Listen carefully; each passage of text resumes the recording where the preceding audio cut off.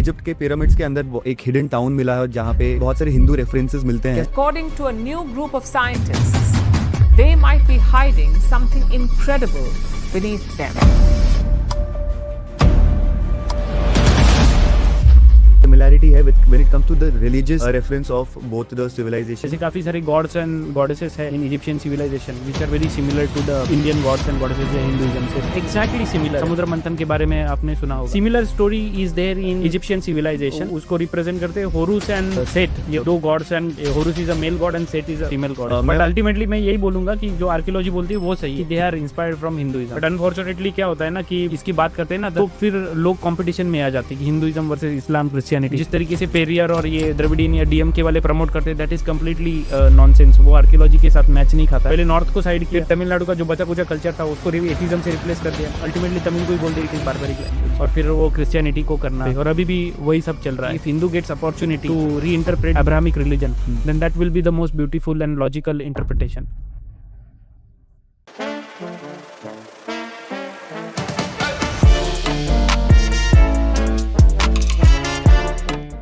नमस्ते नमस्ते, आपका इस पॉडकास्ट में वापस स्वागत है।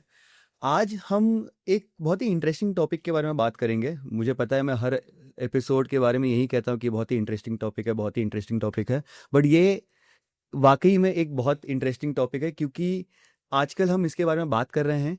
हिंदुइज्म जो है वो एक ट्रेंडिंग टॉपिक रहा है जहाँ पे हम सब हिंदुइज्म को समझना चाहते हैं, हिंदुइज्म क्या है उसके बारे में जानना चाहते हैं। बट हमने सोचा कि क्यों ना उसको एक लेवल आगे ले जाया जाए। और हाल ही में आपने न्यूज़ सुना होगा जहाँ पे पता चला है कि हिंदुइज्म के जो प्रेजेंस है वो बहुत अलग अलग देशों में पाए गए हैं, बहुत अलग अलग कंट्रीज़ में पाए गए हैं, बहुत अलग अलग कल्चर्स में पाए गए हैं। और अभी नहीं बट एंशियंट टाइम से जो है वो हिंदुइज्म का रेफरेंस हर कल्चर में रहा है।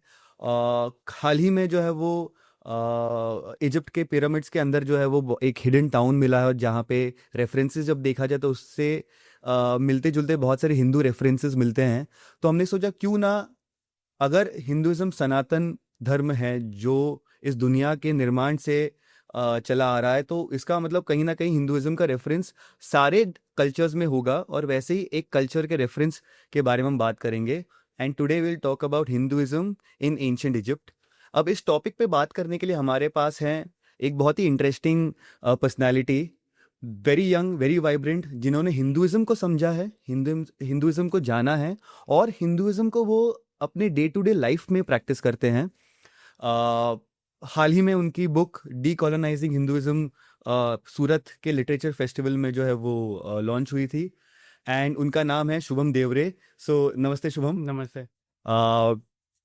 आपके साथ मुझे काफ़ी टाइम से बात करना था। हम काफ़ी समय से बात भी कर रहे थे कि हम कुछ बात करेंगे, कुछ शूट करेंगे, हिंदुइज्म को और समझेंगे। और ये एक समय आया जहाँ पे हिंदुइज्म के प्रेजेंस को इजिप्शियन टाइम के बारे में बहुत ज़्यादा देखा जा रहा है कि क्या रेलेवेंस है, क्या हिंदुइज्म का अलग अलग कल्चर में रेलेवेंस है। और हाल ही में मैंने आपके साथ एक आर्टिकल शेयर भी किया था जहाँ पे पिरामिड्स के बारे में बात की जा रही है और एक हिडन टाउनशिप की बात की जा रही है, और जिसके रेफरेंसेस को देखा जाए तो कहीं ना कहीं जो एंशिएंट हिंदुइज्म में जिन जिन आर्टिफैक्ट्स, कल्चर और रेफरेंसेस दिए गए हैं, उन्हीं रेफरेंसेस को कहीं ना कहीं देखा जा रहा है जी। So I think that this is a very nice topic to discuss. And इसके बारे में सबसे बेस्ट अगर मुझे कोई एक्सपर्ट लगे तो आप लगे, क्योंकि आपने हिंदुइज्म को समझा है जी। So first of all welcome. Thank you. And आपका मुंबई आना जाना लगा रहता है, तो आई होप सबसे पहले तो मुंबई जो है आपको पसंद आता होगा, और मुंबई में आपका ये जो सफ़र है इस पर्टिकुलर शेड्यूल के लिए। इजिप्ट की शुरुआत मेरी मुंबई से हुई है। आई विल टेल यू, मैं जब इंजीनियरिंग कॉलेज में था तो न्यूज़पेपर कटिंग में आया हुआ था कि एक मम्मी इंडिया में लाई गई है। लंदन में थी वो, जब वहाँ पे अंग्रेजों का शासन हुआ होगा तो इजिप्ट से वहाँ ले गए होंगे। तो एक हफ्ते के लिए या एक महीने के लिए वो इंडिया में आई थी। मुंबई में छत्रपति शिवाजी महाराज म्यूजियम है, इसका कॉलोनियल नेम था प्रिंस ऑफ वेल्स म्यूजियम। तो उस म्यूजियम में एक महीने तक रखी हुई थी और मैं वो देखने के लिए खास संडे के लिए दिन गया था। और वहाँ पे मैंने काफ़ी म्यूजियम के बाजू में एक वहाँ पे लाइब्रेरी या बुक शॉप है, वहाँ पे मैंने इजिप्ट से रिलेटेड किताबें भी खरीदी थी। तो जर्नी इजिप्ट की मेरी मुंबई से ही शुरू हुई है। अच्छा, तो मतलब coming back to the roots. Yes, great. तो मुझे एक बात बताइए कि क्या ये क्यूरियोसिटी होना कि इजिप्शियन टाइम में जो एंशियंट इजिप्ट में हिंदुइज्म का रेलेवेंस है, क्या वो आइडिया इटसेल्फ इज वैलिड, या आई एम थिंकिंग और this idea is very impractical? देखिए कैसा होता है कि हम लोग रिलीजन को पॉपुलेशन के डायनामिक्स में देखते हैं। इतने हिंदू है, इतने मुस्लिम है, इतने क्रिश्चियंस है, and we vote bank sharing और उस तरीके से जनरली बात होती है। बट अगर हिस्ट्री का ग्राफ देखें तो religion have influenced each other, और एक रिलीजन से बाकी रिलीजन में दूसरे रीजन में व्यापार होना, एक दूसरे के कल्चरल आइडियाज़ को एक्सचेंज करना, ये एक बहुत ही कॉमन बात है। अनफॉर्चुनेटली ये सारी चीज़ें उस तरीके से हमने देखी नहीं है, इसलिए हम लोग को लगता है कि things are little isolated. But ancient India ने, हिंदुइज्म ने पूरे ग्लोब में अपना काफ़ी इम्पैक्ट छोड़ा हुआ है। जनरली हिस्ट्री बुक्स पढ़ोगे तो इतना नहीं हमें उसमें दिखाई पड़ता है, या थोड़ा बहुत हमें बता देते कि बुद्धिज़्म का साउथ ईस्ट एशिया में गया, जापान में गया, and little bit in Iran, या सिमिलर जो हम लोग बोलते हैं ज़ोरास्ट्रियन कल्चर के साथ वैदिक लिटरेचर थोड़ा बहुत मैच खाता है, देवास एंड वेदास, वो थोड़ा बहुत बेसिक चीज़ें हमें बताई जाती है। बट इजिप्ट तक जनरली जाते नहीं है। आपने देखा होगा शायद से मेंबर ऑफ पार्लियामेंट है सुधांशु त्रिवेदी, उन्होंने एक बार बोला था कि इजिप्ट में एक किंग का नाम रामासेस है जी। तो उनका शायद से ये रेफरेंस था कि किंग रामा से या लॉर्ड रामा से उनका कुछ कनेक्शन होगा। बट रामासेस का अगर हिस्ट्री देखेंगे तो उसमें 11 किंग है रामा नाम के इजिप्शियन हिस्ट्री में। They are very later period 1000 BC के दौरान के है। But even though this is one of the point which might be similar, but बहुत सारी चीज़ें हैं जो आज हम लोग डिस्कस करेंगे कि इजिप्शियन कल्चर के साथ हिंदुइज्म कितना मैच करता है। एंड ये क्वेश्चन आप जब लास्ट क्वेश्चन आप जो भी पूछेंगे तब आप याद करना कि कितना सिमिलैरिटी है। जी।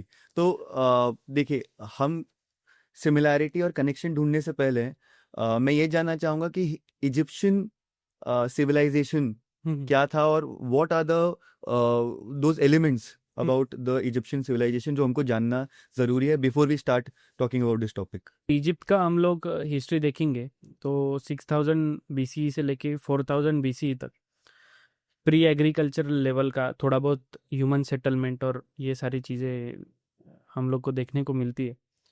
इसके ऊपर एक रिसर्च पेपर भी हुआ है, जीन स्टैनले एंड और एक कोई साइंटिस्ट थे, I will share that article with you.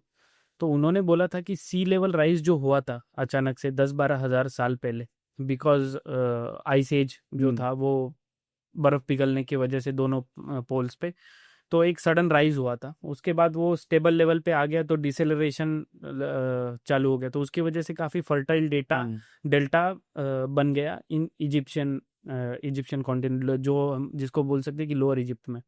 तो लोअर इजिप्ट में वो बनने की वजह से इसके आगे जितने भी एम्पायर्स बने, या छोटे भी हुए बड़े भी हुए, इर्रेस्पेक्टिव ऑफ दैट, ये डेल्टा में सिविलाइजेशन काफ़ी फर्टाइल रहा, बिकॉज वहाँ पे एक अच्छा फर्टाइल लैंड बन गया था।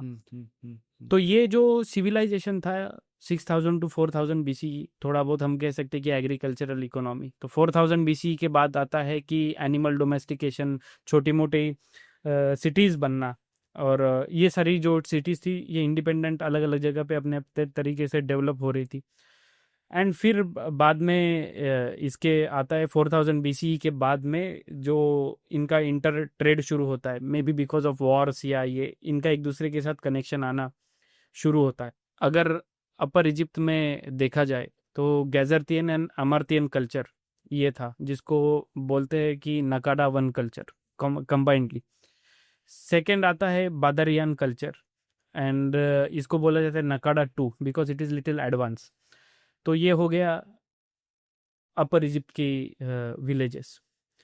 वैसे ही लोअर इजिप्ट में भी अलग अलग विलेजेस थे। विलेजेस का नाम है मेरीमेद, फयाम, ओमारी एंड मादी। तो ये lower Egypt and upper Egypt के विलेजेस कनेक्टेड नहीं थे। तो ये विलेजेस में एक डिफरेंस पता चलता है कि अपर इजिप्ट जो है, अपर इजिप्ट में बरियल प्रैक्टिसेस में रिचुअल्स हुआ करते थे, उसमें ऑफरिंग्स हुआ करते थे, टोम डेवलप होना।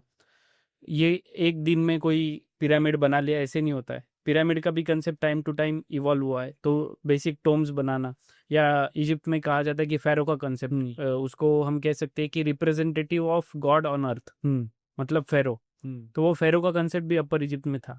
तो ये अपर इजिप्ट से लोअर Lower इजिप्ट Egypt. थोड़ा अलग था। लोअर इजिप्ट में ये कोई भी कॉन्सेप्ट नहीं था, बरियल प्रैक्टिसेस अलग, ये सब चीजें अलग थी। ये तो हो गया हम लोग का जियोग्राफिक और अगर एक्सपांशन। हम डिस्टेंस वाइज देखें तो लोअर और अपर इजिप्ट में डिस्टेंस था दोनों शहरों के बीच में कि इट वाज कनेक्टेड।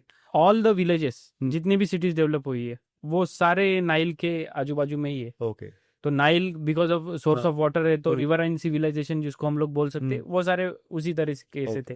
अगर टाइमलाइन के ऊपर हम लोग इसको देखेंगे तो इसको 3 हिस्सों में हम लोग डिवाइड कर सकते हैं। प्री डायनेस्टिक इजिप्ट, फिर आता है इवोल्यूशन फ्रॉम नकाडा 1 टू नकाडा 2 का इजिप्ट। इसमें हायराकोपोलिस या और जो सिटीज़ है उसका डेवलपमेंट। और थर्ड आता है पोस्ट यूनिफिकेशन इजिप्ट, जो अभी मैंने हायराकोपोलिस बोला, यहाँ पे रिसेंटली प्राइम मिनिस्टर मोदी ने भी विजिट किया था एंड वहाँ पे कुछ वॉर मेमोरियल था, तो उसको भी उन्होंने ट्रिब्यूट दिया था। जस्ट मेरे दिमाग में वो आ गया। और थर्ड जो मैंने बोला कि पोस्ट यूनिफिकेशन, तो ये यूनिफिकेशन कैसे होता है? तो यूनिफिकेशन एक किंग नरमार थे फ्रॉम अपर इजिप्ट, तो उन्होंने पॉलिटिकली इन्वेड किया अपर लोअर इजिप्ट में, और उसका पॉलिटिकल यूनिफिकेशन पूरा हुआ। ओके। और इसी को इजिप्शियन स्क्रिप्चर्स में एक हम कह सकते हैं कि मिथिकल किंग मीन्स उन्होंने पॉलिटिकल यूनिफिकेशन करवाया इजिप्ट का, ऐसे कहा जाता है। सो दिस इज हाउ कि सोसाइटी में क्या क्या चेंजेस आ रहे हैं उसको एक स्क्रिप्चर्स में किस तरीके से प्रोजेक्ट किया जाता है। ओके। तो ये सारी चीजें हम लोग कह सकते हैं कि मैंने टाइम का भी फ्रेम बता दिया एंड हाउ जियोग्राफिकली इसका। तो हम रिलीजियसली जो है वो एक तो अलग एस्पेक्ट आ जाता है, but when it comes to the civilization, आपने जिस तरीके से डेवलपमेंट ऑफ अ सिविलाइजेशन कहा है वो Indus valley civilization, Harappan civilization से काफी मिलता जुलता लग रहा है। यस, तो क्या उसमें रेलेवेंस था with respect to the culture, with respect to the art? बिल्कुल था। अगर आप इफ यू अलाउ मी कि दोनों में एक कॉमन चीज बता दूं, तो लैपिस लाजुली के बारे में आपने सुना होगा। बलूचिस्तान अभी के पाकिस्तान का और पूर्व इंडिया का जो हिस्सा है, तो वो बलूचिस्तान में लैपिस लाजुली नाम का एक ब्लू कलर का स्टोन मिलता था। तो बाकी के सिविलाइजेशंस में इंडिया का क्या इम्पैक्ट होगा, तो ट्रेड के माध्यम से पता चलता है कि यहाँ की चीजें वहां पे बिक रही थी, नहीं थी। तो बहुत से लोगों का कहना है कि lapis lazuli was used as a coin, okay. Currency. तो वो लैपिस लाजुली भी इजिप्ट में पाया गया है। तो Okay. उसका प्रोडक्शन सिर्फ होता था बलूचिस्तान में, ओके। अभी के बलूचिस्तान में। Okay. सो ये एक कनेक्शन मैंने बता दिया। दूसरा कि जब हम लोग देखते कि जैसे बोला कि कल्चरल डेवलपमेंट, तो ये तो बड़ी शर्म की बात है कि इवन इन हड़प्पन सिविलाइजेशन जो हमारे कल्चरल सिंबल्स थे, मैंने बुक में मेरे मेंशन किए हुए, उसको भी हटा दिया था because of to create just a political narrative that Harappan civilization का हिंदुइज्म से कोई लेना देना नहीं। Okay. So to project it atheistic kind of thing, ताकि आर्यन इन्वेजन के थ्रू हिंदुइज्म को फॉरेन प्रोजेक्ट किया जा सके। Same thing happens with the Egyptian civilization. इसको जिस तरीके से हम लोग को देखना चाहिए था एक कनेक्शन बाकी के सिविलाइजेशन के साथ, वैसा कंपैरेटिव स्टडी हुआ नहीं। सो अगर सिविलाइजेशन के माध्यम से देखे तो अगर सिंपल एग्जांपल दे दूं तो पहले गॉड्स होते थे, अमन, रा, ये अलग अलग गॉड्स हुआ करते थे इजिप्ट में। तो जैसे ही वो दो जिस एम्पायर को रिप्रेजेंट करते थे गॉड्स, तो जैसे वो दो एम्पायर का यूनिफिकेशन हो गया, मर्जिंग हो गया, तो नया गॉड बन गया अमन एंड रा।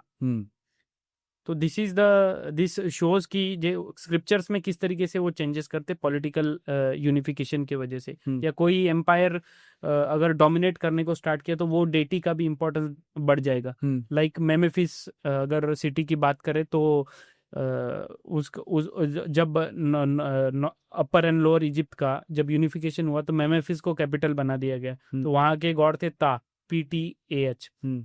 तो ता गॉड जब मेमेफिस में थे वो कैपिटल बन गई, तो उनका भी इम्पोर्टेंस बढ़ गया। तो इस तरीके से काफी एग्जांपल्स है। ओके। तो अगर हम बात अब तक हम जो है वो इजिप्शियन कल्चर की बात कर रहे थे और कल्चरल सिमिलैरिटी की बात कर रहे थे, but when it comes to religious reference, ठीक है, मैं कहीं पढ़ रहा था कि जो इजिप्शियन सिविलाइजेशन है और उसका एक रेफरेंस बताया जाता है जहाँ पे बलराम थे और उनका एक कनेक्शन बताया जा रहा है। तो क्या रिलीजियस कनेक्शन है, क्या सिमिलैरिटी है with when it comes to the religious reference of both the civilizations? अगर हम लोग हिंदुइज्म को देखें तो हम लोग जैसे सनातन धर्म बोलते हैं, तो वैसे इजिप्शियन रिलीजन को बोला जाता है Neterism. The reason is that deity या गॉड्स होता है, उसके लिए इजिप्शियन वर्ड है neter, NTR। Maybe pronunciation गलत हो सकता है मेरा। और ये हमने रिलीजन के बारे में इंडिया में पढ़ा है कि रिलीजन इज नॉट धर्मा। धर्मा का हम लोग डेफिनेशन क्या देते हैं कि राइटसनेस, जस्टिस या यूनिवर्सल एक वर्ल्ड ऑर्डर की तरह, कि उसको हमको मेंटेन करके रखना है, तब सिविलाइजेशन का वैल्यू सिस्टम बना रहता है। तो similarly even in Egyptian civilization there is concept of Maat. Maat मतलब क्या होता है कि एक राइटसनेस या जस्टिस जिसको बनाए रखने की रिस्पॉन्सिबिलिटी एक राजा की या फेरो की होती है। सो इसमें से सीधा पता चलता है कि जो धर्मा का कॉन्सेप्ट है that is very similar to concept of Maat in Egyptian civilisation. तो आप जब देखते हैं कि जब वैल्यू सिस्टम है ना, वही रिलीजन को रिप्रेजेंट करता है। तो ये वैल्यू सिस्टम भी काफी सिमिलर दिखाई पड़ता है इजिप्शियन सिविलाइजेशन में और इसमें। और जैसे आपने बलराम का मेंशन किया, तो ऐसे काफी सारे गॉड्स एंड गॉडेसेस है in Egyptian civilization which are very similar to the Indian gods and goddesses या हिंदुइज्म से रिलेटेड। ओके, अगर आप और रेफरेंस बताने की कोशिश करें कि अगर हम देवी देवताओं को कंपेयर करें, so is there a comparison between the gods as well? Any direct relevance, कोई डायरेक्ट कनेक्शन है? जिस तरीके से, या तो जिस तरीके से पिक्चराइजेशन किया जाता है भगवानों का उस तरीके से, या उनके जो उन देवी देवताओं के जो क्या कहते हैं कैरेक्टरिस्टिक्स हैं, जी, उसका कोई सिमिलैरिटी देखा गया है? उसका भी सिमिलरिटीज है। जैसे अभी मैंने आपको एग्जांपल दिया शायद से मेमेफिस के बारे में, तो वहाँ के गॉड है ता। तो ता को अगर आप देखोगे तो उनके हैंड में एक त्रिशूल की तरह, जिसको इंग्लिश में ट्राइडेंट बोलते हैं, उनके हाथ में त्रिशूल है। He is also associated with चांद, मून के साथ। एट द सेम टाइम उनके सामने, उनका जहाँ पे मंदिर है, वो मंदिर के सामने ही एक बेल है। बेल का भी मंदिर है, मतलब ऐसे एक दूसरे को अपोज कर रहे हैं। सो ये किसका डिस्क्रिप्शन है? भगवान शिव का। भगवान शिव का। तो एग्जैक्टली सिमिलर है। और इतना ही नहीं कि हमारे यहाँ पे शिव के पत्नी का नाम क्या है? Parvati. She is a symbol of power. Shiv और शक्ति बोलते हैं ना हम लोग। तो वैसे ही शक्ति हमारे यहाँ पे बोला जाता है। वैसे ही ता के पत्नी का नाम है Sekhmet. Sekhmet is a symbol of power. Sekhmet एक एनर्जी देती है दुनिया को चलाने के लिए। सेकमेट का जब वॉर होता है दानवों के साथ में, वहाँ पे जब वॉर होता है, तो वहाँ पे वो एक समय के लिए वॉर को होल्ड करती है, just to consume the special drink. वैसे ही हमारे यहाँ पे भी दुर्गा जब दानवों का नाश करती है, तो वो बीच में वॉर रोक देती है to consume the special drink. तो ये काफ़ी एक सिमिलरिटी दोनों में दिखाई पड़ती है। हम लोग के यहाँ पे नवदुर्गा का कॉन्सेप्ट होता है। तो नवदुर्गा के कॉन्सेप्ट में क्या होता है कि एवरी जो देवी होती है वो एक दूसरे को एक्सचेंज, मतलब ऑल्टर ईगो हम लोग कर सकते हैं कि they represent, they are just one energy, वो अलग अलग फॉर्म्स में है या एक दूसरे को रिप्लेस करती है। वैसे ही वहाँ पे भी हैथोर नाम की गॉडेस है, वो उसके भी अलग अलग फॉर्म्स है और उसको भी एक ऑल्टर ईगो की तरह हम लोग यूज कर सकते हैं व्हाइल राइटिंग द स्क्रिप्चर्स, या हम लोग पूजा करते हैं कि एक देवी की पूजा कर दी तो उसकी कर दी, वो एक ही बात है। तो समथिंग लाइक दैट, ये काफी एक सिमिलर चीज गॉड्स एंड गॉडेसेस को लेके। देखिए, तो मैं इस चीज को because I am a follower of Hinduism, मैं इस चीज़ को ये समझना चाहूँगा, इस तरीके से समझना चाहूँगा कि हमने हमेशा से सुना है कि हिंदुइज्म सनातन है। ठीक है, इसका मतलब कि हिंदुइज्म हमेशा से रहा है, जब से ये दुनिया बनी है। राइट। तो क्या ये कहना सही होगा, या इसका कोई ऐसा रेफरेंस है जहाँ पे एनी डॉक्यूमेंट और anything which is proving that Egyptian civilization और एंशिएंट इजिप्ट में जो रिलीजियस डेवलपमेंट रहा है, जिस तरीके से रिलीजन को देखा गया है, that is inspired by Hinduism, inspiration हुआ है, ऐसा कोई कनेक्शन है? देखो, अभी आपने मुझे पूछा कि गॉड्स एंड गॉडेसेस में क्या सिमिलरिटीज है, आप ये बता दो। तो मैंने तो बता दिया कि शिव जी का साथ में या ता के साथ में बुल रिलेटेड है। Sekhmet is a goddess of power, और सेकमेट की जब बात करें तो उनका भी जो वाहन है वो लायन है। तो सिमिलर टू अस। तो इसमें तो बट बस डिफरेंस इतना है कि यहाँ पे इजिप्शियन सिविलाइजेशन में उनके जो वाहन होते हैं उसका जो सर होता है वो भगवान को रिप्रेजेंट, भगवान का सर उस तरीके से दिखाया जाता है, जैसे कि गणेश जी हाथी का दिखा दिया सर, वैसे वहां पे जिसका वाहन जो होगा उसका सर भगवान को रिप्रेजेंट करने के लिए यूज किया जाएगा। So that's the only difference. But अगर प्रूफ की बात करें तो कुछ स्टोरी या हिस्टोरिकल कुछ होना चाहिए। तो एक आपको मैं एग्जांपल दूंगा कि हमारे इसमें समुद्र मंथन के बारे में आपने सुना होगा कि बीच में मेरू पर्वत होता है और एक सर्प को या नाग को, स्नेक को बांध के वो 14 रत्न बाहर निकालते।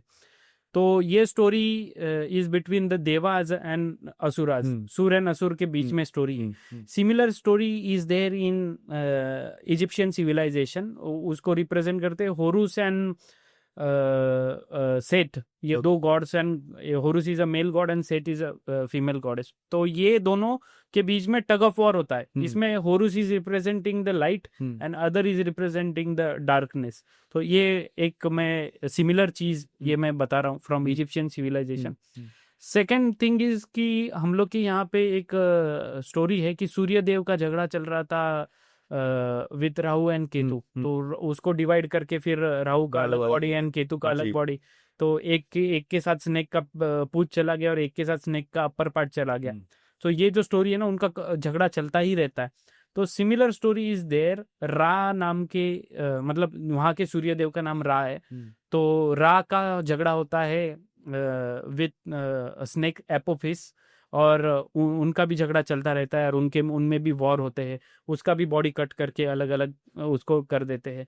तो this is the very similar thing. तो ये जब एग्जैक्टली सेम स्टोरीज अपने हमें देखने को मिल रही है तो कुछ ना कुछ इन्फ्लुएंस रहा होगा।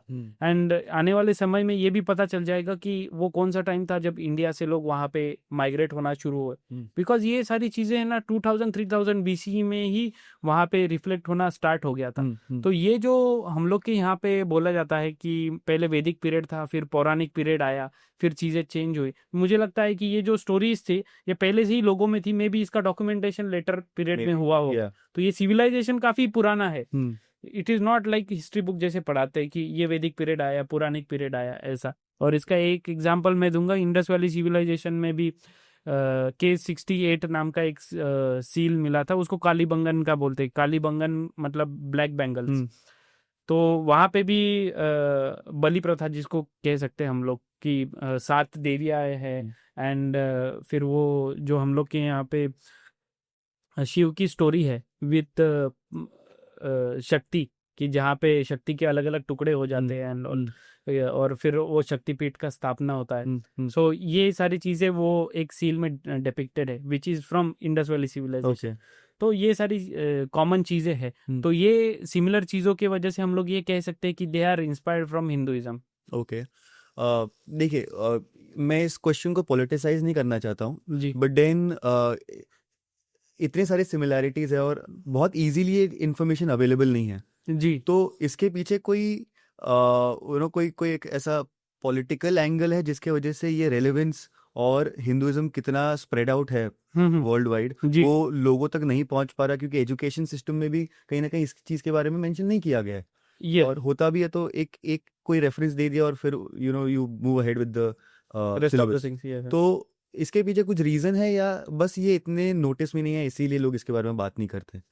नहीं, मुझे ये लगता है कि ब्रिटिश टाइम पे जो हिस्ट्री लिखी गई दैट वाज एक एक्सीडेंटल हिस्ट्री बोल सकते हैं। कि रेलवे बनाने के लिए आप खुदाई कर रहे थे, अचानक से आपको कुछ सिविलाइजेशन का प्रूफ मिल गया, फिर आपने खोदने को शुरुआत की, then that later that became Harappa Mohenjodaro civilization. वो एक एक्सीडेंटल वे में शुरू हुआ। फिर उसी टाइम पे आपने अचानक से कुछ आर्यन इन्वेजन थियरी बना दी, जब पूरे सिविलाइजेशन के ऊपर स्टडी नहीं हुई है। तो फिर वो आर्यन इन्वेजन थियरी का पॉलिटिकली यूज करो एंड ऑल ये सारी चीजें फिर शुरू हुई। And in post independence also ये ब्रिटिश टाइम की लिखी हुई हिस्ट्री को हमने कंटिन्यू किया and later it was captured by the people who didn't like Hinduism या रिलीजन, फॉर एग्जांपल लेफ्टिस्ट। तो उन्होंने भी उसको काफी पॉलिटिकली यूज किया। They used history and religion for their political purpose. और जब आप हिस्ट्री बुक्स और ये सब मैनिपुलेट करोगे तो आप उस तरीके से वोट बैंक बना सकते हो। अगर आप कम्युनिस्ट हो एंड यू बिलीव कि religion is very negative thing, तो आपको रिलीजन अगर फॉलो करने वाला बंदा अगर लीडर बन जाए तो आप उसके एरा में जो डेवलपमेंट हो रही है वो देख ही नहीं पाओगे। तो उसके लिए अगर हेट्रेड पैदा करना होगा रिलीजन के प्रति, कि रिलीजन जब आता है तब डेवलपमेंट रुक जाती है नॉल, ये जब निगेटिव चीज़ें करनी होगी तो you have to do something. तो उसके लिए हमारी हिस्ट्री बुक्स एंड ये सब चीज़ें यूज़ की गई स्लोली स्लोली वो चीज़ें दिमाग में भरने के लिए। एंड एक आप देखोगे इवन महेंद्र सिंह धोनी ने बोला था कि यार अकबर ने क्या किया, कहाँ से आया, मुझे क्या करना है। तो ये जो हम लोग कह सकते हैं कि एकदम बोरिंग सी हिस्ट्री बुक्स बनाना, उसमें मुझे लगता है कि पॉलिटिकल मोटिव के साथ ही हुआ है and people are not interested in ancient culture and all. इसमें इसका बहुत बड़ा रोल है, बट इट्स गुड थिंग कि now we are doing something for our culture. हम जो टॉपिक डिस्कस करें तो उस पर आऊँगा, बट एक वापस इसी से एक काउंटर क्वेश्चन मेरे माइंड में आ रहा है कि क्या अभी चेंजेस आ रहे हैं जहाँ पे अवेयरनेस बढ़ रहा है और लोग जो है वो कहीं ना कहीं डेटा को या हिस्ट्री को छुपाया गया है और एक या तो फॉल्स डेटा हमारे सामने प्रेजेंट किया गया है, वो चेंज हो रहा है। जैसे you are a very young writer and you have written a book and it is very detailed, so do you think that the acceptance for the change is happening, जहाँ पे लोग एक्चुअल में क्या हुआ वो जानना चाहते हैं, ना कि जो लिखा हुआ है उसको ब्लाइंडली फॉलो कर रहे हैं? That is because of social media, क्योंकि पिछले 10-15 सालों में सोशल मीडिया काफी बढ़ गया। तो social media became a tool for people from across every ideology. तो सब लोग अपनी तरीके से नई चीजें ला रहे हैं, चाहे पॉडकास्ट हो, चाहे इंस्टाग्राम पेजेस हो, एवरीवन इज डूइंग समथिंग। तो उसके वजह से नई चीजें, नए कंटेंट लाना, नई हिस्ट्री को नए तरीके से लिखना, ये सारी चीजें हो रही है and which is really good thing कि सबको अपना मौका मिल रहा है। नहीं तो पहले ऐसे नहीं था कि हिस्ट्री के ऊपर किसी एक आइडियोलॉजी की मोनोपोली, मीडिया के ऊपर एक आइडियोलॉजी की मोनोपोली, तो उसके वजह से काफी प्रॉब्लम था। डिजिटाइजेशन की वजह से क्या हुआ, डिसेंट्रलाइजेशन हो गया एंड अभी सब जो चाहे आप उस तरीके से कर सकते। बट ऐसा है कि जब आप सभी लोगों को मौका देते हैं तो अलग अलग चीजें निकल के आती है, which is really good thing. Okay, but ultimately मैं यही बोलूंगा कि जो आर्कियोलॉजी बोलती है वो सही है। अगर आप आर्कियोलॉजी को साइड में रख के आपके मन से बोल रहे हो तो that won't survive for long term.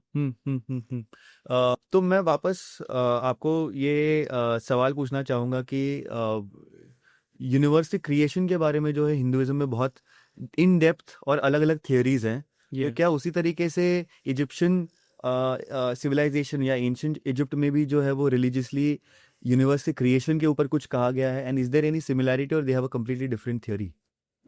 I think so, हम लोग कह सकते हैं कि सिमिलर थियरी है। पहले तो हम थियरीज को 2 कैटेगरी में डिवाइड करेंगे, जहाँ पे फर्स्ट थियरी इज कि creator and creation are different. Like creator 7-8 दिन में सूरज चांद बना देता है, बट फिर उसका क्रिटिसिज्म ये आता है कि फिर सूरज चांद नहीं दे तो 7-8 दिन कैसे काउंट की।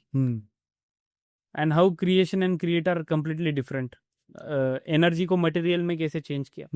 सेकेंड थियरी आता है कि कहाँ पे जहाँ पे creation and creator are interconnected, तो वो थियरी आता है हिंदुइज्म में। सो हम लोग कह सकते हैं कि प्राइमोडियल कैओस, जिसको हम लोग कैओस जिसको बोलते हैं इंग्लिश में, उसको हम कह सकते हैं कि जब मटेरियल वर्ल्ड या कुछ भी नहीं था, देयर वाज नथिंग, तो at that time there was some invisible energy which was omnipresent, जिसको हम मेटाफोरिक वे में कहते हैं कि कण कण में राम है, हर चीज में वो ईश्वर का तत्व है। तो वो एक इनविजिबल एनर्जी की तरह था, बट ये पार्ट ऑफ मटेरियल वर्ल्ड। मतलब उस वक्त नहीं था, बट अभी भी वो मटेरियल पार्ट का भी वर्ल्ड है। So that creation and creator not completely separate. तो ये जो प्राइमोडियल केओस था, this thing manifested itself into the material world. Like हम एक छोटा सा एग्जांपल दूंगा आपको, जैसे कि हम लोग वेल्डिंग करते, तो वेल्डिंग में चिंगारी निकलती है, इट कंडेंस्ड एंड उसका एक पार्टिकल बन जाता। वैसे ही एक इनविजिबल एनर्जी थी, उसी को वही कंडेंस हुई या जो भी प्रोसेस हुआ उससे ये मटेरियल वर्ल्ड बना हुआ है। That is the first step. Second step हम लोग हिंदुइज्म में क्या देखते हैं कि ये जो इनविजिबल एनर्जी थी, इसको हम लोग बोलते हैं Brahman. Second step, Brahman changes itself into the Brahma, जो लॉर्ड ब्रह्मा है। एंड लॉर्ड ब्रह्मा जो है उससे उनके मुंह से, नाक से, आंखों से अलग अलग ग्रह तारे निकलते हैं, एंड उनके बॉडी पार्ट से अलग अलग देवी देवता निकलते। ऐसे भी थियरीज है कि वैदिक लिटरेचर में कि पुरुषा के बॉडी से वर्ण व्यवस्था निकली। सो ये एक मेटाफोरिक वे है ये बताने का कि god and this material world is not completely separate. Generally critics of Hinduism यही आइसोलेशन में पॉइंट आउट करते कि गॉड के बॉडी से ये वर्ण व्यवस्था कैसे निकली, इज इट द जस्टिफिकेशन और something like that. But it is actually मैं कह सकता हूँ कि एक metaphoric way to tell that creator and creation are not completely separate. Okay, तो ये हो गया सेकंड स्टेप। थर्ड स्टेप में क्या होता है कि एग्जैक्ट जो हम लोग को मटेरियल वर्ल्ड दिख रहा है which is projected as the या हम लोग जो ह्यूमन बींग से which are the next generation of our lord Brahma. तो हमारे यहाँ पे जो कुंडली निकलती है तो ब्रह्मा जी से स्टार्ट होती है, फिर बहुत सारे देवी देवता, फिर राजा, और फिर हम लोग, और ऐसे हम लोग की कुंडली बनती है। सो दिस इज हाउ द इसमें पूरे तीनों स्टेज में यही पता चलता है कि god and creator and creation are not completely separate. तो इसको मैं डायग्राम फॉर्म में बताता हूँ। मैं आपके साथ वो डायग्राम भी शेयर करूंगा, मेरे बुक में भी है। उसमें मैं ये डायग्राम में जो थर्ड डायग्राम दिखाई पड़ता है उसमें कन में राम है जो सर्कल फॉर्मेट में दिखाया है।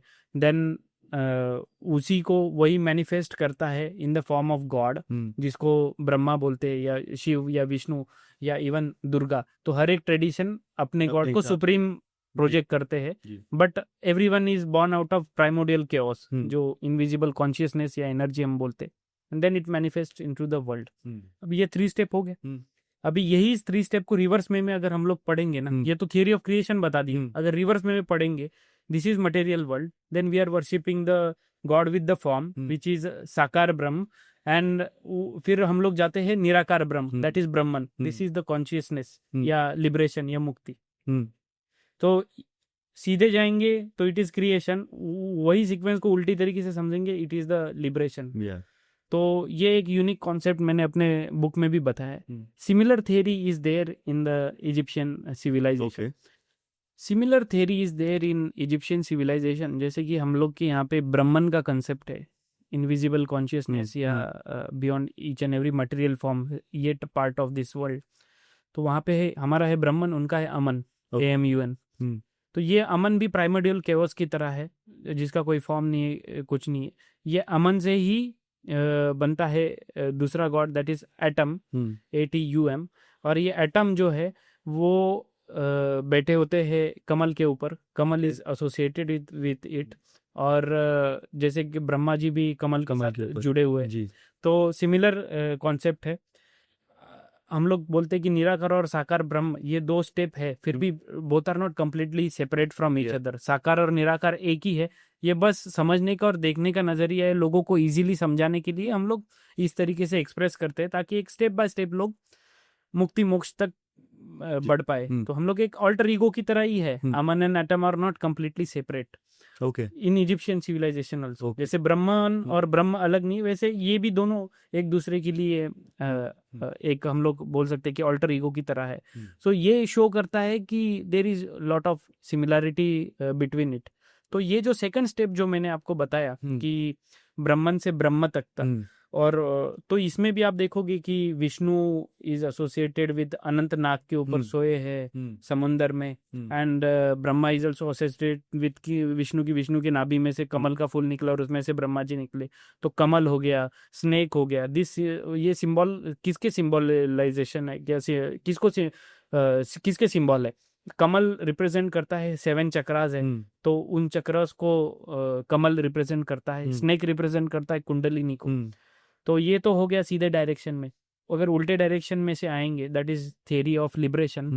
पहले मटेरियल वर्ल्ड है, फिर आप इन 7 चक्रास को एक्टिवेट करो, कुंडलिनी को एक्टिवेट करो, you will ultimately reach to Parabrahm. तो आप देखोगे कि उसमें भी जब ये कंसेप्ट लोगों को समझाने हैं तो विष्णु के साथ नाग है, शिव जी के साथ नाग है, या चक्र का कॉन्सेप्ट है, तो उसमें भी है। तो ये सेकंड स्टेप में either you go by this way और दिस वे, दोनों में ये एलिमेंट्स भी मिल जाएंगे आपको। तो ये भी सारे कॉन्सेप्ट आपको स्नेक्स, लोटस, ये बहुत सारे गॉड्स एंड गॉडेसेस के साथ जुड़े हुए आपको इजिप्शियन सिविलाइजेशन में मिल जाएंगे। सो this is the little deeper meaning. तो आप डायग्राम देख के इसको और भी बेटर तरीके से समझ पाएंगे। तो जैसे आपने कुंडलिनी योगा की बात की है जी, तो हाउ कितने डिटेल में उसको जो है वो इजिप्शियन सिविलाइजेशन में मेंशन किया गया है, उसके बारे में रेफरेंस दिया गया है? अगर कुंडलिनी ये वर्ड को हम लोग देखें हम्म। तो इन इजिप्शियन सिविलाइजेशन इसके लिए वर्ड है वाजिट। कुंडलिनी होती है वो मूलाधार चक्र हम्म। के ऊपर कॉइल्ड होती है, फिर जी। उसको थोड़ा लिबरेट करके then you have to pierce it till Sahasrara chakra. Sahasrara चक्र मीन्स 1000 पेटल लोटस। तो वो उस वहां तक आपको लेके जानी होती है। ये तो स्टेप एक बेसिक स्टेप है, ऑलमोस्ट सारे हिंदुओं को ये पता ही होगा। तो ये चीज मैं इसलिए बता रहा हूँ कि इवन इन मेक्सिकन सिविलाइजेशन, थोड़ा ऑफ द टॉपिक जा रहा हूँ, वहां पे भी कुंडलिनी का मेंशन है। They call it Okay. Kundalini, okay. Invisible energy. Pronunciation थोड़ा डिफरेंस है, बट इतना मेक्सिको इंडिया इतना डिफरेंस है, थोड़ा बहुत तो वो होना ही है। Coming back to the Egypt, हम लोग के यहाँ पे अलग अलग ट्रेडिशन जो है, शैवा, वैष्णवा, शाक्ता, इन सब में 7 चक्रास के साथ 7 डेटीज एसोसिएटेड है। अगर शैवा होगा तो शिव के 7 रूप उसके साथ एसोसिएट करेंगे। Same about Vaishnav, same about Shakta. तो जिसको हम लोग इंग्लिश में बोल सकते हैं कि presiding deity of each chakra. तो वो हम लोग के पास कॉन्सेप्ट है। Similar concept is there in Egyptian civilization. अगर 7 इजिप्शियन डेटीज जो 7 चक्रा से रिलेटेड है, फ्रॉम मूलाधारा टू सहस्त्रहारा, अगर उनके नाम हम लोग देखेंगे, सेथ, हेर्थ, हेरू, देन ओजाइरिस, देन एस्ट, देन ता एंड ओदियत। तो ये 7 डेटीज एसोसिएटेड है विद 7 चक्रास। तो इसमें से तो पूरा कुंडलिनी योग का कंसेप्ट हो गया। आपको कुंडलिनी का नाम पता चल गया, that is was it, 7 deities हो गए। देन जैसे कि हम लोग अभी कुंडलिनी योग बोला आपने, तो इजिप्शियन सिविलाइजेशन में भी योगा दिखाई पड़ता है। Nowadays modern name of that Egyptian yoga is Kemetic yoga. उसके डायग्राम्स भी आपको अवेलेबल मिल जाएंगे, like which postures are available there. आप पोस्चर्स को देख के बता देंगे कि यार ये तो हमारे वाले योगा पोस्चर्स है। तो इतना डिटेल में मेंशन्ड है। सेकेंडली, मेडिटेशन करते वक्त हम लोग सबसे बेसिक चीज़ हमको क्या सिखाते, कौन सा वर्ड आपको मेडिटेशन करते वक्त करना चाहिए? ओम। तो ओम जो वर्ड है, इसको हम लोग इजिप्शियन सिविलाइजेशन में भी ट्रेस कर सकते हैं। लाइडॉन पपायरस करके एक अवेलेबल है, उसके ऊपर ये मेंशन किया गया है कि that which is beyond all the gods and goddesses, even gods don't know that secret. वो सीक्रेट क्या है? That is the Om, the beyond all this things. तो ओम का मेंशन वहां पे भी आपको देखने को मिलता है। अगर इतना डिटेल में दिया गया है तो आप समझ सकते हैं कि कितना नॉट ओनली हम लोग ये नहीं बोल सकते कि उन्होंने हम लोग का सिविलाइजेशन कॉपी किया तो फिलोसफी नहीं पता होगी। तो they are completely inspired. Even philosophy या उसके प्रैक्टिसेस को भी उन्होंने अडॉप्ट कर लिया है। तो ये चीज़ें पहले ही बहुत ज़्यादा वहाँ पे पहुँच गई थी। जब 2015 या 14 में पीएम मोदी ने वो योगा डे वहाँ पे यूनाइटेड नेशन में वो डिक्लेयर किया 21 जून। तो उस टाइम पे उन्होंने कुछ ट्वीट किया था कि हड़प्पन सिविलाइजेशन में से कुछ सिंबल्स उन्होंने डाल दिए थे कि योगा से related, this much old yoga is. I think so may be on next yoga day he should post all this pictures from Egyptian civilisation, की सिर्फ हमारे इसमें नहीं है, हर जगह, हर सिविलाइजेशन, हमारे सिविलाइजेशन से ही दुनिया के बाकी सिविलाइजेशन को इंस्पायर किया है। And today also we are practising it. जो नेचुरल फोर्सेस हैं, हमने देखा है कि नेचुरल फोर्सेस को भी हमने जो है वो एक देवी देवताओं का दर्जा दिया हुआ है और उनको जो है वो हम एक भगवान की तरह मानते हैं। तो क्या वो रेफरेंस भी वहाँ पे देखा गया है जहाँ पे अलग अलग नेचुरल फोर्सेस को एक भगवान का रूप दिया गया है? इट इज़ लिटिल सिमिलर, पर कैसा होता है ना कि ऑलमोस्ट सारे सिविलाइजेशन में नेचुरल फोर्सेस को इम्पोर्टेंस दिया गया है। इवन इन मेसोपोटामिया में आप देखोगे या बाकी जगह पे। तो पर एक स्ट्राइकिंग सिमिलैरिटी मुझे इजिप्शियन सिविलाइजेशन के मामले में काफ़ी बहुत ही अट्रैक्ट करती है। दैट इज़ कि जब, जैसे मैंने कहा कि अमन इज़ ब्रह्मन, देन एटम आया, दैट इज़ ब्रह्मा, और ब्रह्मा से फिर बाकी गॉड्स एंड गॉडेसेस निकले, अभी हमने डिस्कस किया। वैसे ही इन इजिप्शियन सिविलाइजेशन एटम से ही मुंह से अलग अलग भगवान का उत्पत्ति हुआ। जैसे कि शू, टेफनट एंड जेब, ये अर्थ, एयर एंड वाटर को रिप्रेजेंट करते हैं। और फिर इनसे जो बच्चे होते हैं वो फायर, ईथर, समथिंग, ये ऐसे सीक्वेंस में वो आगे बढ़ता है उनका ये।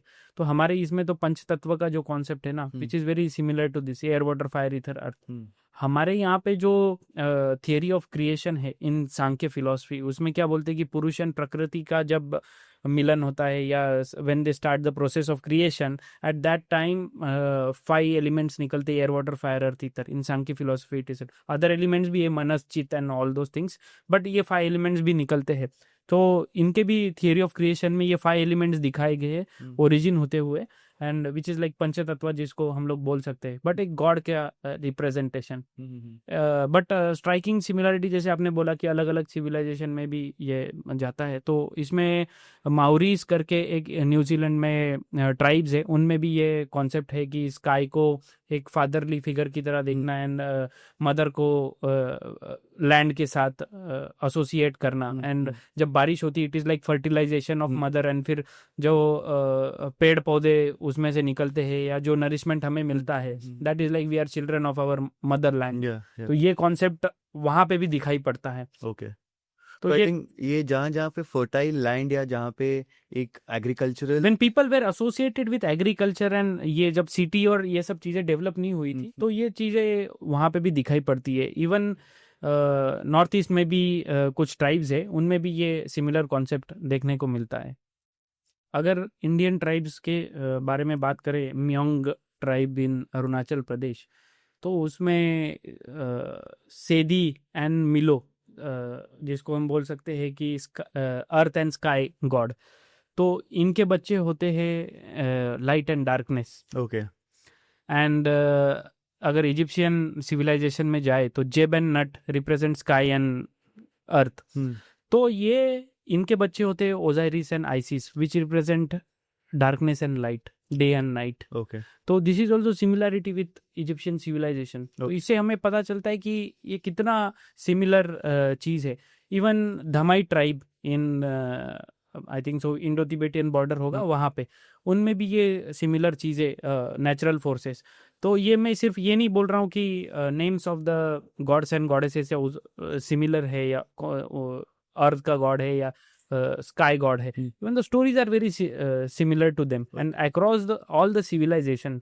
एक और मैं आपको एग्जांपल दूंगा कि जो हम लोग कहते हैं कि मनु का जो स्टोरी था इन 7 ऋषिज के साथ वो बोट में बैठ के सिविलाइजेशन को 4 वेदों के साथ निकल गए somewhere else, and then when were he settle down, वहाँ पे वो सब हुआ, सिविलाइजेशन वापस स्टार्ट हुआ। दिस स्टोरी हम लोग के मेसोपोटामिया में भी पाई जाती है। ओके, बिब्लिकल स्टोरी भी सिमिलर है।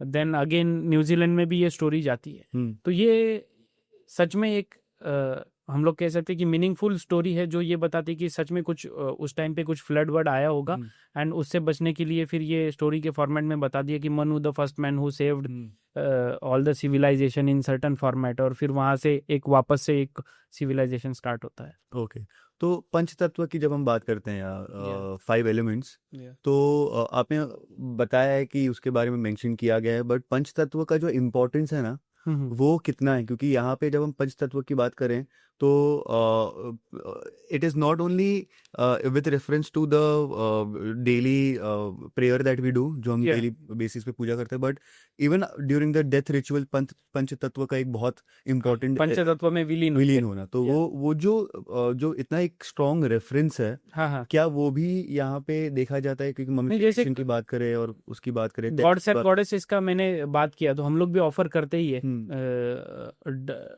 हम लोग जब किसी का डेथ हो जाता है तो उसका पूरा रिचुअल भी होता है, तो उनमें भी रिचुअल होता है। तो जो हम लोग कह सकते हैं ममीफिकेशन और ये सब चीज़ें थी, हम लोग के यहाँ पे भी इंडस वैली सिविलाइजेशन में जब किसी की मौत होती तो उसको हम लोग ज़मीन में दफन करते थे। तो ये कॉन्सेप्ट वहाँ पे भी है, यहाँ पे भी है। बट पंचतत्व का अगर कुछ लॉजिकल हम लोग मीनिंग देखना चाहेंगे तो एस्ट्रोनॉमर्स या एस्ट्रोलॉजर्स भी उसको यूज करते हैं, पंचतत्व का कॉन्सेप्ट। देन हम लोग कह सकते हैं कि ज्वेलरी होता है, लाइक अलग अलग पातू और हीरा और ये सब होता है, तो वो भी उसके साथ भी अलग अलग एलिमेंट्स जुड़े होते हैं। बट जहाँ तक मेरा एक सेंस कहता है कि वो इसका रिलेशन, लॉजिकल रिलेशन जो मुझे एक्सेप्टेबल है, that is related to Ayurveda. ये पंचतत्व है ना, दिस पंचतत्व के कॉम्बिनेशन 3 दोष बनते हैं। वात पित्त कफ, हम्म, और ये 3 दोषों के ऊपर ही पूरा आयुर्वेदा का सिस्टम है। डिसीज रिकॉग्नाइजेशन, प्रकृति क्या है किसी पेशेंट की, वो हो गया, मेडिसिन हो गया, डायग्नोसिस हो गया। तो ये जो 3-4 चीजें हैं जो बेसिक होती है डिसीजेस से रिलेटेड, उसमें ये 3 दोषों का इंपॉर्टेंस होता है। तो उस हिसाब से ही सारा प्रोसीजर स्टार्ट होता है आयुर्वेदा में। ओके, तो ये पंच तत्व से ही ये 3 चीजें मिलती है। और कई बार ऐसे होता भी है कि वाटर परसेंटेज बॉडी में बढ़ाना चाहिए, नहीं बढ़ाना चाहिए, तो ये सारी चीजें उसमें होती है। तो आयुर्वेदा में इसका काफी यूटिलिटी है। तो यूटिलिटी बेस्ड अप्रोच देखें तो ये हमें ही पता है आयुर्वेदा में है। सो वी कैन क्लेम कि ये चीजें इंडिया से ही बाहर गई थी, and somehow people across civilisation, सिर्फ इजिप्ट की बात नहीं कर रहा हूँ, जापान से लेके चाइना से लेके टिल ग्रीस तक जाओगे ना, ये पंच तत्व का कॉन्सेप्ट आपको वन और द अदर फॉर्मेट में मिलेगा, इंक्लूडिंग इजिप्ट। इसलिए क्योंकि जब आपने कहा कि हम पंच तत्व की बात करते हैं और हम उसको हील करने के लिए जो जैसे स्टोन्स की बात की हमने, हाँ पंचरत्न जिसको हाँ हम कहते हैं, तो इजिप्शियन सिविलाइजेशन में स्टोन्स का बहुत वैल्यू देखा गया है। हाँ जो अलग अलग रत्न हैं उसका वैल्यू बहुत देखा गया है। तो क्या इसका और ये जो 5 यूटिलिटी या 5 एलिमेंट्स है उसका कोई कनेक्शन हो सकता है। मेरी उसके ऊपर इतनी रिसर्च नहीं हुई है, तो मैं उसके ऊपर कमेंट नहीं कर पाऊंगा। बट लैपिस लाजुली का मैंने आपको एग्जांपल दिया, बट इट इज पॉसिबल कि उनमें भी ये बिलीफ सिस्टम हो कि स्टोन्स एंड इसका कुछ कनेक्शन होगा।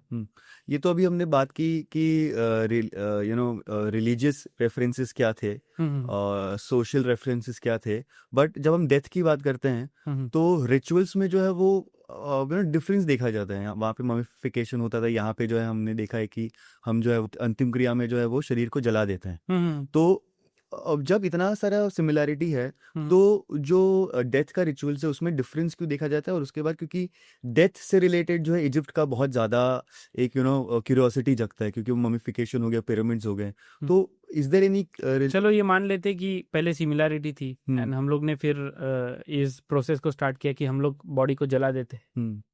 इजिप्शियन कैसे कॉपी करेंगे हमें जब डेजर्ट है वहां? तो लकड़ी कहाँ से लाएंगे जलाने के लिए? तो क्योंकि एक और चीज मैंने ये देखा है कि पिरामिड्स होते हैं और यहाँ पे हमारे जो है वो यंत्र होते हैं। हाँ, उसमें भी एक पिरामिड ऊपर से रखा जाता है। तो एक पिरामिड के फॉर्म में जो है वो यंत्र होते हैं, Lakshmi this is also misconception कि इजिप्ट में ही पिरामिड पाए जाते हैं। ये पिरामिड आपको पेरू और वो मायन सिविलाइजेशन इन मेक्सिको वहां पे भी पाए जाएंगे, इवन इन अफ्रीका में भी पाए जाएंगे, इंडिया में भी पाए जाएंगे। सो इवन पिरामिड का कॉन्सेप्ट है ना, दैट इज अक्रॉस ग्लोब वो फेमस हुआ है। अच्छा, तो ऐसा नहीं है कि पिरामिड सिर्फ इजिप्ट से ही एसोसिएटेड है। सो उसके ऊपर भी एक एपिसोड हम लोग का बन सकता है, ओनली ऑन पिरामिड्स, ओके, कि पिरामिड्स का क्या क्या कनेक्शन है एंड अक्रॉस द ग्लोब किस तरीके से है। बट कहीं पे आपने जैसे बोला कि मम्मीफिकेशन के लिए यूज किया गया है, somewhere those pyramids are worshipped as a temple.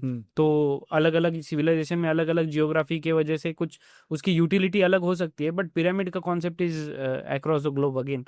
तो इसको लेकर एक ऑल्टरनेटिव पूरा हिस्ट्री राइटिंग का एक हम लोग एक नई दुनिया बना सकते हैं कि how ancient civilisation were there.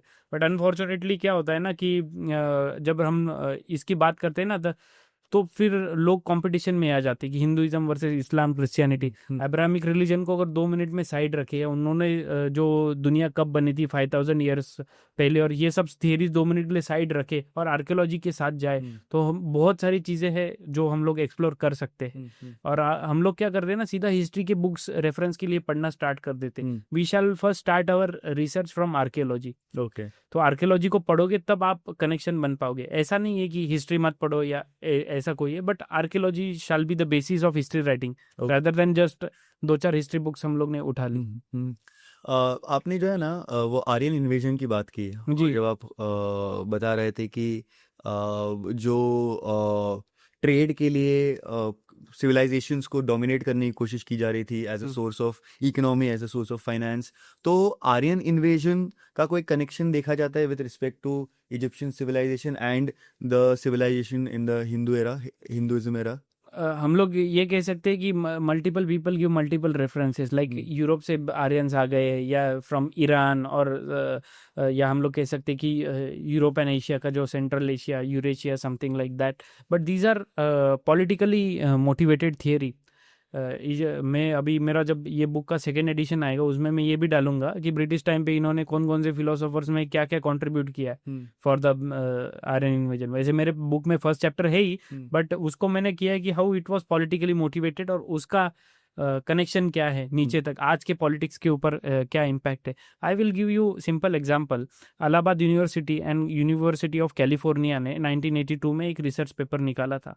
तो उसमें ये पाया गया कि 8000 BC के दौरान इंडिया में कुछ हम लोग के यहाँ पे ऐसे आर्कियोलॉजिकल एविडेंसेस मिले कि जिसको हम बोल सकते हैं कि यंत्र जिसे कह सकते हैं कि उस तरीके से, और जिस एरिया में ये मिले वहाँ पे भी आज भी एक देवी की पूजा होती है which they worship as Mai, and वो देवी की पूजा उसी तरीके से होती है जैसे 8000 साल पहले वो यंत्र के साथ वहाँ पे हुआ करती थी। तो ये तो हमें पता चल गया कि गॉड्स एंड गॉडेसेस का origin is very ancient in India. तो अब अगर वहां पे 8000 BC का प्रूफ मिला है, मतलब वो वहां तक पहुंचने के लिए भी सिविलाइजेशंस में इवोल्यूशन हुआ होगा। So civilisation goes way back.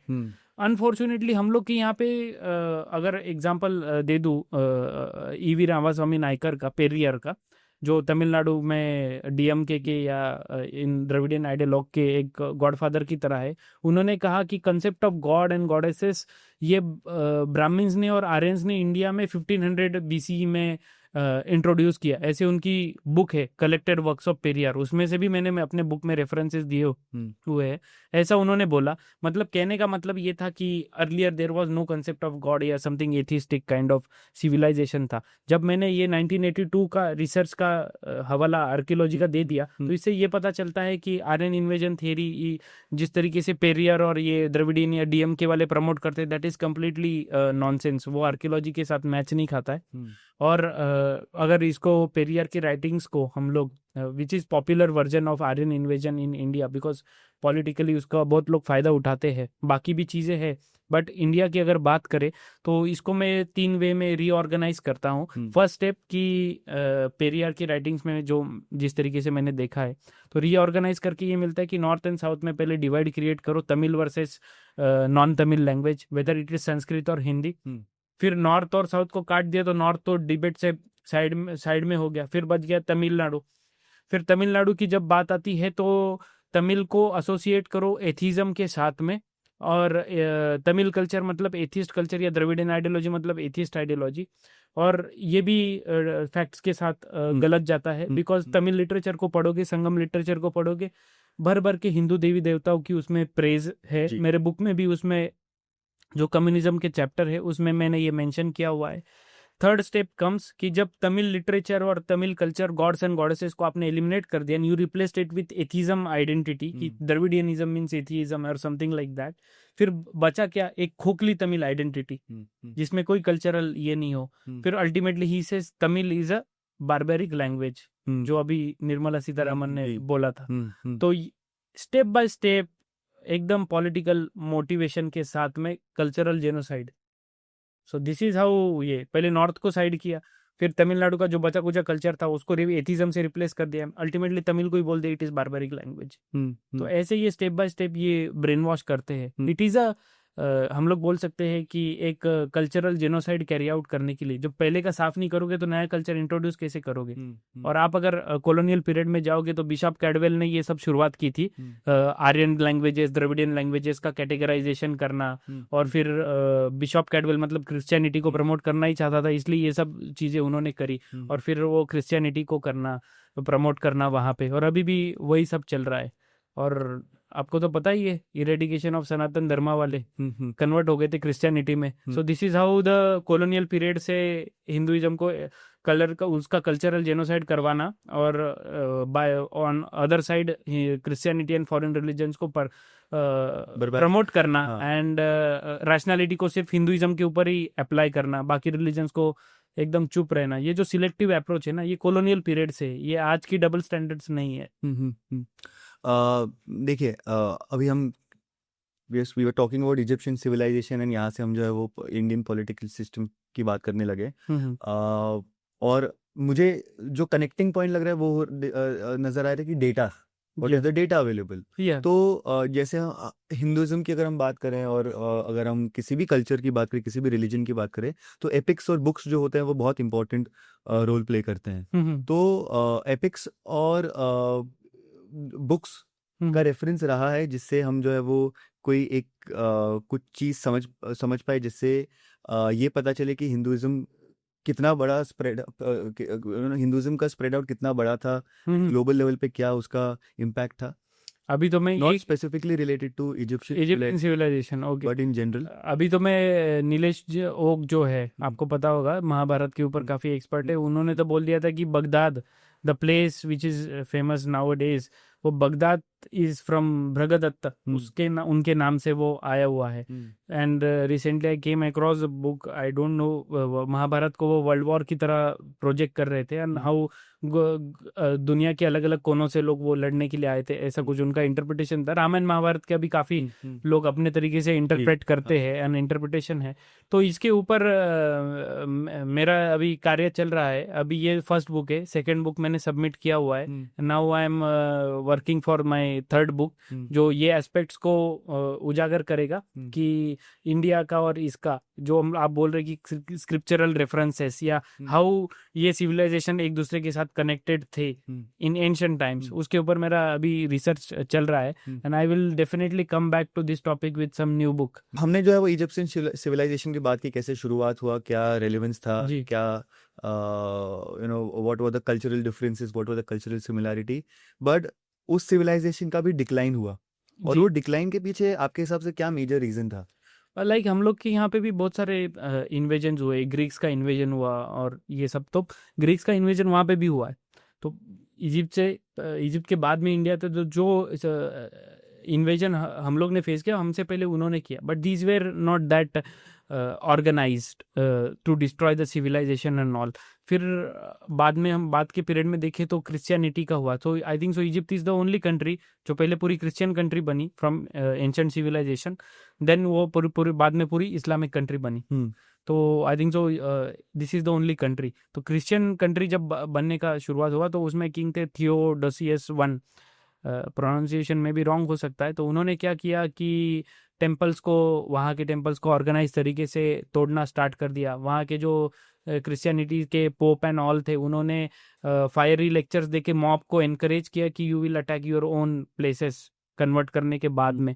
तो इस तरीके से उन्होंने डिस्ट्रक्शन स्टार्ट करा मॉब वायलेंस के थ्रू। सेकंड फिर इस्लाम आता है, they are against idol worship, and फिर वो तो चीज़ें सबको पता ही है। But other than that jizya played very important role in converting the Egyptian people.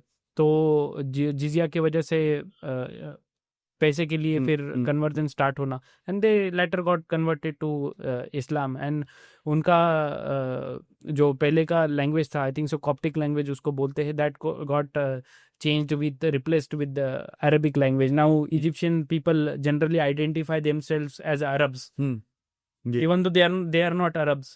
फिर भी अपने आप को अरेबिक बोलते हैं। Arabic is official language, and आप जाओगे तो मोस्ट ऑफ द लोगों को, जितना मैं इजिप्शियन के बारे में पढ़ा हूँ, उनके कंट्री के बारे में, उनके लोगों को अभी वो कुछ आइडिया भी नहीं है व्हाट दे वर। ओके, मैंने जब आपके इंटरव्यूज देखे हैं तो आप का जो है वो लाइकिंग एंड डिसलाइकिंग काफी क्लियर रहा है। Certain books, there are certain writers, तो वैसे Sapiens by Yuval Noah Harari, या सेपियन, तो उसके अगेंस्ट आपके बहुत स्ट्रॉन्ग जो है वो व्यूज हैं, तो वो क्यों है? द रीजन इज कि आप जब हिस्ट्री लिखते हो ना, आपको टाइम ग्राफ उस तरीके से रखना जरूरी है कि पहले हिंदुइज्म आया, फिर बाकी के civilisation, ancient Egypt, Greeks, how Hinduism inspired others, then Jainism आया, देन बुद्धिज्म आया, देन इनके टाइम पे ही वहाँ पे जुडाइज्म बना। तो ये टाइम ग्राफ होता है ना, उसके हिसाब से लिखना बड़ा ज़रूरी होता है। You can not just categorically उनके बुक में जैसे देखने को मिलता है कि बुद्धिज्म, इस्लाम एंड कम्युनिज्म, इन तीनों का एक चार्ट या इस टाइप का बना दिया, एंड तीनों को बता रहे कि how it is like personality worship and all this things. I don't think so this is the right way to express. Religion और एथिज्म, कम्युनिज्म, इसको एक साथ में नहीं रखना चाहिए। एक क्रिटिक है ना उसका, कम्युनिज्म एंड एथिज्म, तो उसको उसी एंगल से आप पढ़ाओ, डोंट मैनिपुलेट इट। और आप अगर रिलीजियस लोगों को देखोगे, स्पेशली अब्राहमिक रिलीजन्स के, it is more about like personality worship and hero worship, और एक व्यक्ति ने जो बता दिया उसके नियमों को फॉलो करना। तो that's not the way you expect कि हिस्टोरियंस या इस तरीके के स्कॉलर्स हिस्ट्री लिखे। आप सारी चीज़ों को पढ़ो, हिस्टोरिकल बैकग्राउंड क्या था, कल्चरल बैकग्राउंड क्या था, पहले के सिविलाइजेशंस ने आगे के रिलीजन्स के ऊपर क्या इम्पैक्ट डाला। तो इस तरीके का analysis is more scientific. Like Egyptian civilisation को भी देखोगे, उसने भी काफ़ी हद तक जुडाइज्म के ऊपर इम्पैक्ट किया, कि Judaism is also related to Egyptian civilisation. उनकी अगर स्टोरीज पढ़ोगे, इवन उनका अगर हम लोग कल्चर के बारे में देखें तो उनका वो जियोनिज्म का सिंबल है star. Even some scholars say that it is related to tantra and all in Hinduism. Star का भी हम लोग के यहाँ पे है। तो ऐसी काफ़ी चीज़ें हैं जो उन्होंने पहले के सिविलाइजेशन से रिलेट करती है। सेम अबाउट क्रिश्चियनिटी को आप देखोगे तो जो मदर मेरी एंड जीसस का जो फोटो होता है, the same it Horus and Isis का है इन इजिप्शियन सिविलाइजेशन। जो होली ट्रिनिटी की ये लोग बात करते हैं, there is similar in Isis, Osiris and Amun. Isis, Horus and Amun. Horus is a son, Isis the mother and holy spirit is the Amun जो ब्रह्मन है। तो ये सिमिलर ऐसे कुछ स्कॉलर्स के व्यूज है कि वहां से इंस्पायर्ड है। तो ये सारी इस सीक्वेंस में आपको पढ़ाना जरूरी है। क्रिश्चियन एंड जूइश लोग तो बोल देते हैं कि मुस्लिम्स के स्क्रिप्चर्स हमसे इंस्पायर्ड है, बट व्हाट अबाउट देम? क्या वो कंप्लीटली ओरिजिनल है क्या? उनके ऊपर क्या किसी पहले के सिविलाइजेशंस का इम्पैक्ट नहीं है क्या? तो वो भी हम लोग को देखना जरूरी है। तो मैं जब बात करता हूँ एक सीक्वेंस में या क्रोनोलॉजी में हिस्ट्री पढ़ने का, तो ये तरीका है that I don't see in the Yuval Noah Harari. और उनके भी हिंदुइज्म और जैनिज्म, बुद्धिज्म को लेके व्यूज है। दैट इज कॉलोनियल एरा में जो ब्रिटिश ने जिस तरीके से हिस्ट्री लिखी हिंदुइज्म, जैनिज्म, बुद्धिज्म की, एक दूसरे के अगेंस्ट राइवलरी दिखाना, that is not the actual history. काफी कम्युनल हार्मोनी थी। जैसे कि मैं ये पहले भी कह चुका हूँ कि उन लोग का जैसा अब्राहम है, वही अब्राहम, उसी टाइप का अब्राहम का कंसेप्ट हम लोग के यहाँ पे इक्ष्वाकु का है। हम सब लोग इक्ष्वाकु को अपना वंशज मानते, बुद्धिस्ट, जैन एंड हिंदूज। तो हम लोग को एक तराजू में क्यों नहीं दिखाया गया कि वी ऑल आर, मतलब एक बास्केट में क्यों नहीं दिखाया गया कि we all are from same dynasty? तो why we were projected against each other? They are Abrahamic religion, why we are not Ikshvaku, descendants of Ikshvaku? And even Barbara Walker करके एक स्कॉलर है, उन्होंने तो बोला है कि even Abraham term is inspired from Brahma. Okay, तो ये भी उनका ओपिनियन है। तो ये सारी चीजें मुझे लगता है कि ज्यादा लॉजिकल है rather than what Yuval Noah Harari rights. And उनका तो वो इन जनरल जो डिवीजन है कि मोनोथीस्टिक रिलीजन एंड पॉलीथीस्टिक रिलीजन, उससे भी मैं काफी डिसएग्री करता हूँ। उसके बारे में मैं अपने पहले के पॉडकास्ट में भी लिख चुका हूँ कि वाई बोल चुका हूँ कि why they are not completely separate, because one god is the final stage. पहले 7 चक्रास का कॉन्सेप्ट है, उसमें मल्टीपल डेटीज है। प्रॉफिटिक रिलीजन में 7 प्रॉफिट ऑन 7 हेवंस, ऐसे मेटाफोरिक वे में कहा गया है। मे बी मुझसे लोग डिसएग्री करते हो, बट ये सारी चीजें सिमिलर है। तो ये 1+7 का कॉन्सेप्ट मैं पहले भी बोला हूँ एंड आज भी मैं बोलता हूँ। तो this is little different from the, जो हम कह सकते हैं कि मोनोथीज्म एंड पॉलीथीज्म का जो डिवीजन है। हमारे यहाँ पे ऑटोबायोग्राफी ऑफ योगी करके एक बुक लिखी गई है, परमहंस योगानंद। उसमें काफी एक बहुत खूबसूरत बात लिखी गई है कि if Hindu gets opportunity to reinterpret the Christianity या Bible, I should say Abrahamic religion, then that will be the most beautiful and logical interpretation, because we know the philosophy. वो कैरेक्टर्स क्या रिप्रेजेंट करते, क्या नहीं करते, we know it in better way. जैसे कि आज मैंने इजिप्शियन सिविलाइजेशन के बारे में बताया कि उनमें और हम में क्या सिमिलरिटीज है और वो कॉन्सेप्ट कैसे हम लोग से रिलेटेड है, ये मैं तभी बता पाया because I have read Hinduism. तो सिमिलरिटीज पता चल जाती है और उसका लॉजिकल मीनिंग भी समझ ट्रैकिंग आसान हो जाता है। हाँ, मे बी जो वेस्टर्न आर्कियोलॉजिस्ट है वो उनके लिए सिर्फ ये आर्टिफैक्ट्स होंगे, वो क्या स्टोरी बताने की कोशिश करे उनको पता नहीं चलेगा, but Hindu can tell it in better way. True true true. So मतलब देखिए, ये तो इतना इंटरेस्टिंग टॉपिक है कि हम इस पे बात करते जा सकते हैं। एंड बहुत सारे और सवाल मन में आ रहे हैं मेरे, बट हमेशा जो है वो एक कॉन्वर्जेशन को कहीं ना कहीं एंड करना पड़ता है, तो इस कॉन्वर्जेशन को हम यहीं पे एंड करेंगे। आपके नए बुक का हम इंतज़ार करेंगे, और मुझे आई एम श्योर कि आप जो है उसमें और फैक्ट्स एंड डेटा के साथ जो है वो हिंदुज़म के बारे में और क्लियरली लोगों तक पहुंच पाए, बिल्कुल और सही डेटा के साथ जो नई जनरेशन है उन तक एक सही इंफॉर्मेशन मैसेज पहुंचा पाए, बिल्कुल। और we can only pray for that. And thank you so much for coming here. Thank you. मैं रिक्वेस्ट करूंगा कि आप अपने स्टाइल में हमारे जो व्यूअर्स हैं हाँ। जिन्होंने इस पॉडकास्ट को देखा, वो इस चैनल को लाइक शेयर और सब्सक्राइब करें, और बिल्कुल। ज़्यादा से ज़्यादा लोग तक इस पॉडकास्ट को पहुंचाएं। तो अगर आप उनसे कुछ दो शब्द कहना चाहेंगे तो प्लीज़। मैं सबसे पहले प्रगल्भ जी को थैंक यू बोलूँगा कि उन्होंने मुझे इनवाइट किया, and he has taken great initiative, और उनके पहले की पॉडकास्ट भी मैं खुद फॉलो करते आया हूँ, एंड उनके एक रिक्वेस्ट के ऊपर ही मैं यहाँ पे आ गया। And I am requesting everyone कि आप सभी लोग इनके चैनल को फॉलो करें, लाइक करें, सब्सक्राइब करें, और इनको जितने ज़्यादा व्यूज़ मिल सकते हैं उन सभी को मैं रिक्वेस्ट करूँगा कि इनको ज़्यादा से ज़्यादा सपोर्ट करें। और आने वाले समय में मैं आपको ये प्रॉमिस करके जाता हूँ कि सेकंड बुक हो, थर्ड बुक हो, I will be there on your show again, Thank you so and much. We will be again मैं- डिस्कसिंग समथिंग इंटरेस्टिंग मैं टॉपिक। इनफैक्ट ऑडियंस से एक चीज़ कहना चाहूँगा कि ये मैंने अब तक जो पॉडकास्ट शूट किए हैं, ये ऐसा पहला पॉडकास्ट है जहाँ पे एक गेस्ट ने इतना ज़्यादा इंटरेस्ट दिखाया, और उन्होंने जितना मेहनत और एफर्ट लिया इस पर्टिकुलर पॉडकास्ट को एक फॉर्म देने के लिए, वो आई रियली अप्रिशिएट इट। हर एक चीज़ के बारे में डिटेल में बात करना, रिसर्च करना, एफर्ट्स लेके अलग से अपने नॉलेज के अलावा और कुछ चीज़ें आपने शायद से और इस पर्टिकुलर पॉडकास्ट के लिए रिसर्च की थी। जी। सो आप प्लीज़ इनकी किताब पढ़ें, बहुत डिटेल में, बहुत अच्छी तरीके से, बहुत सिंपल तरीके से जो है उन्होंने अपने व्यूज़ को प्रेजेंट किया है with facts and figures. So please read the book, and we hope that the next book comes very soon. Yeah. So thank you so much for seeing this podcast. See you in the next podcast. Thank you Bye-bye. so much.